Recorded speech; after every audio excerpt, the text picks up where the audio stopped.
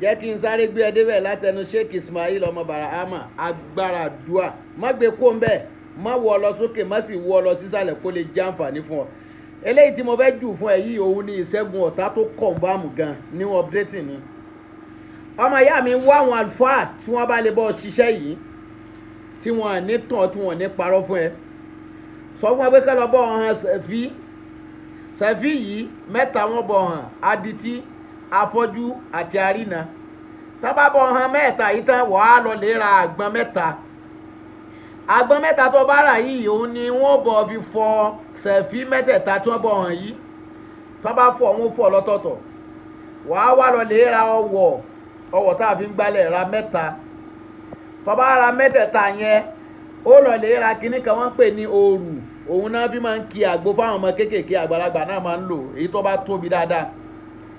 ọ wá mú Sẹ́fí tọ́bọ̀ fọ̀ yìí tọ́bọ̀ hàn yìí wàá wá fọ̀ lọ́tọ̀ọ̀tọ̀ mẹ́ta.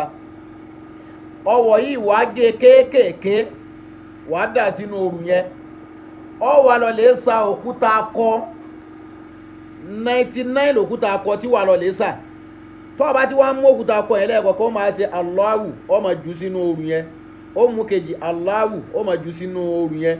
ó mú kẹta Allahu bó ti máa wá ṣe nìyẹn tó fi ju gbogbo 99 yẹn sínú òòrù yẹn àti ọwọ̀ tó gé kéékèèké yẹn wàá jò òun náà sínú ẹ̀. Sẹ́fí èyí tó wá jẹ́ adití yẹn só ti yé báyìí nísìn ó ò ní da òun sínú òòrù yẹn.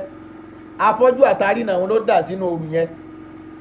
ó wàá ṣe é tí ó hó dáadáa tó bá ti wá jiná tán ó wàá dà sínú bọ́kẹ́tì ńláńlá kan.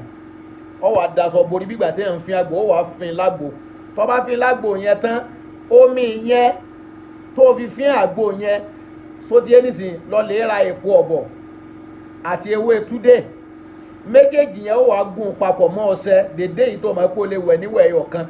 ó wàá lọ lè fi wẹ àgbo yẹn dànù. tó bá darí ibi tó ti lọ wẹ àgbo yẹn tú ẹyọ kan tó kù lẹ̀ ń wá wá mú.